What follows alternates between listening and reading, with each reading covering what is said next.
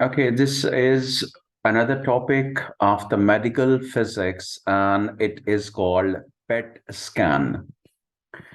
And PET scan mean positron emission tomography.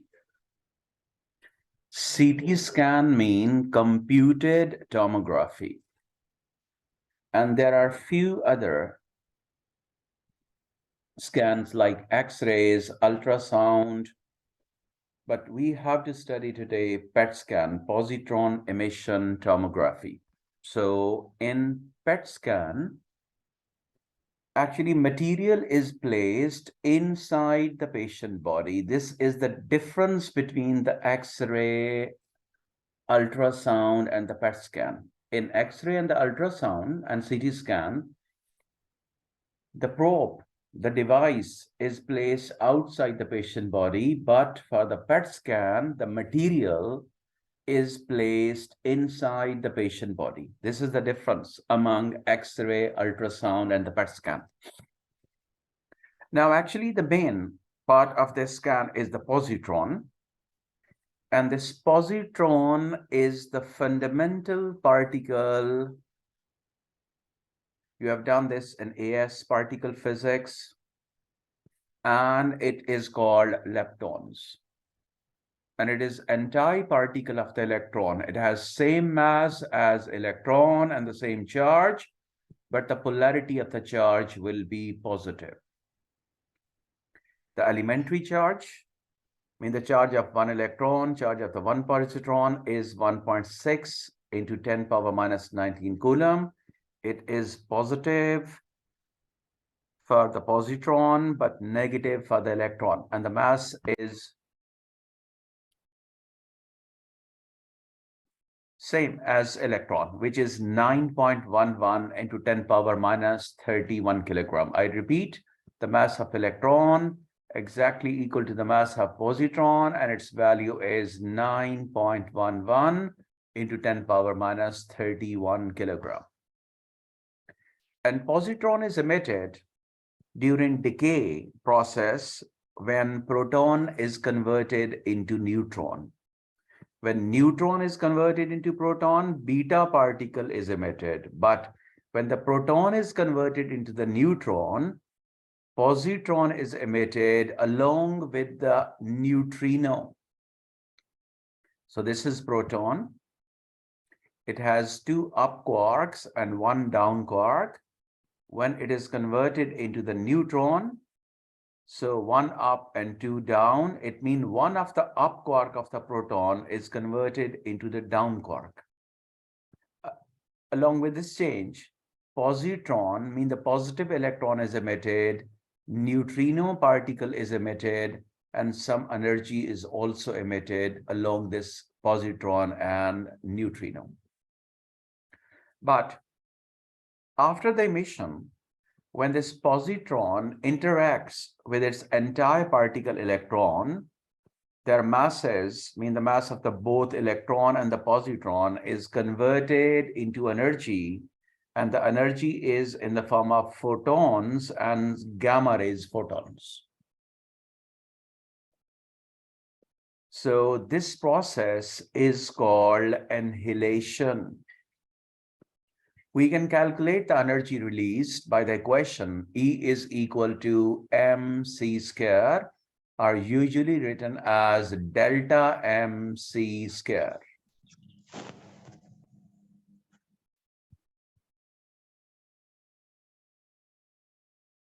Okay, this process is called annihilation, and the energy is calculated by the equation, famous equation, Einstein equation, E is equal to mc square, or delta m, mean the mass difference. Now, for the annihilation process, no momentum required, no kinetic energy required, because no speed required by the positron and electron for the interaction. It means law of conservation of the momentum is valid. If the total momentum before interaction is zero, then the final momentum after interaction, after annihilation, must be zero. So initial momentum zero, final momentum is also zero. That's why two gamma rays photons are traveling exactly in the opposite direction with same size of the momentum, same magnitude of the momentum, but of the opposite polarity. So look, if this is having momentum, suppose x, then this will be having minus x, then the total momentum becomes 0. But in quantum physics, we have done that the momentum is equal to h over lambda. H is the Planck constant and lambda is the de Broglie wavelength, or simply you can write energy is equal to mc square, or energy is equal to m. C square means c times c. This 1c with m will make the momentum. So the momentum also equal to energy divided by speed of light. Either use this formula for the momentum, E divided by C, or you can write this formula, P is equal to H over lambda. So for one photon, it's positive. For the other photon, due to the opposite direction, it's negative with the same value. So when both momentums are added, the answer will be 0. Now, this process during positron is emitted, mean annihilation process, is radioactive. Reason, proton is converted into neutron. So this process is radioactive process. It is called radioactive decay. So the emission of the positron is possible after the radioactive decay. So the radioactive material is placed inside the patient body for PET scan, because the major role is of the positron, and the positron is emitted after radioactive decay. So the radioactive material is placed inside the patient body, and this radioactive material sometimes called tracer. Now in patient body, cells of the body absorb glucose and water. This is for the healthy and the sick body, both correct. Cells of the body absorb glucose and the water. So your radioactive material, your tracer must be based on glucose molecule. And the best radioactive material is fluorine 18. And this is artificial. Naturally, it's not possible. It's not occurring naturally. So we have to make it artificially. How? When highly accelerated proton targeted with oxygen 18 isotope, then this F18, fluorine 18 isotope, which is radioactive, is produced along with the emission of the neutron and some energy in the form of radiation and the heat. So it is made artificially. So this is artificial radioactive. And its half-life is approximately 110 minutes to 120 minutes, mean approximately 2 hours. So when fluorine decays back to oxygen, positron is emitted because proton of the fluorine will be converted into neutron. And then this F18 is coated with a glucose, and this combination is called fluorodeoxyglucose molecule. So first, fluorine 18 is prepared, and then it is coated with a glucose. So it is called fluorodeoxyglucose molecule. And the human body best diet is water and the glucose, which is also called the cell food. Now, this F18 artificial radioactive material, which is coated with a glucose, is injected in the patient body, which travels along the bloodstream. So this glucose-coated fluorodeoxyglucose molecule is also helpful in the measurement of the rate of the flow of the blood in the patient body. when this glucose-based F18 mean fluorodeoxy molecule reaches the cancer cell inside the body after traveling through the blood, rate of absorption of the cancer cell increases. So cancer cells are more active metabolically as compared to healthy cell. So they will absorb more and more water and glucose. So the rate of absorption of the cancer cell increases. They absorb large amount of this fluorodeoxyglucose molecule, mean F18 glucose-coated molecule.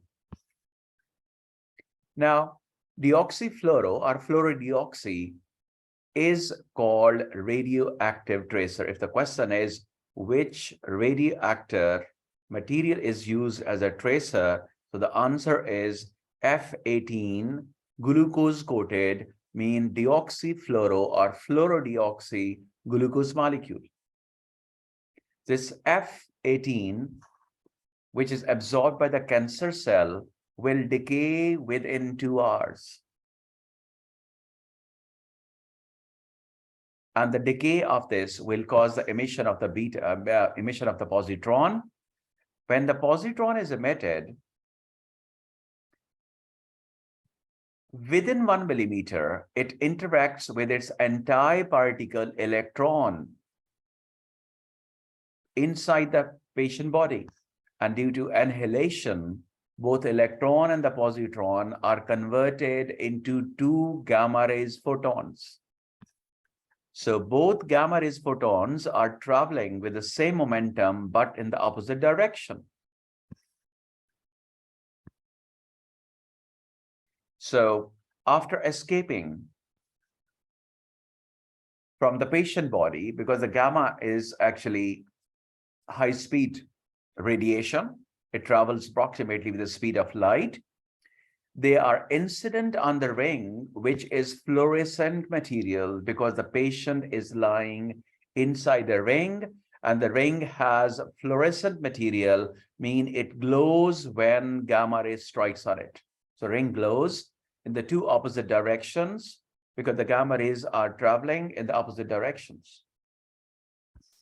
So bright spot on the ring will appear, and this appearance of 2 bright spots on the ring will indicate the position of the cancer cell in the patient body. Look at this diagram. Suppose here, this is the cancer cell. So gamma rays photons are emitting. Suppose the 1 pair, this is number one, both are in the opposite direction. Second pair, third pair. So we can locate exact position of the cancer cell with the help of the 2 spots, bright spots on the ring. But how can we produce the image? For the image, gamma rays photons, which are coming from the patient body, they are incident at the crystal. When it strikes the crystal, whole of the gamma ray energy is transferred to electrons inside the atom of the crystal. So orbital electron of the crystal will gain energy from the photon. It will excite to any higher energy level. And then after some time, it de-excites. And during de-excitation to the lower energy level towards the ground state, it emits gamma rays photons, but of the visible light, of small energy, of longer wavelength. So energy is equal to HF because energy depends on the frequency, but the frequency is inversely proportional to lambda. So smaller energy means the longer wavelength of the gamma ray is transferred to the orbital electron of the crystal. Mean the energy of the photon is transferred to orbital electron. And after absorption, electron will jump to any higher energy level. And this is called excitation. But later, when it will de-excite, it will lose energy while traveling to the ground state. And the loss of energy will also be in the form of the photon, but of the small energy. Small energy means the longer wavelength. And that energy will be in the visible light. So the light photons, visible light photons, will produce electric signals. And electric signals will be processed by a powerful computer program. So for example, voltage is produced. This voltage is sampled by the computer. And the sample voltage is converted into binary numbers, and then it is processed for the signal. And then with the help of the computer, this combination of the signal is processed for the either two-dimensional picture or three-dimensional picture. So two devices will be used. Number one is the scintillator, and number two is the photomultiplier for the imaging due to this PET scan.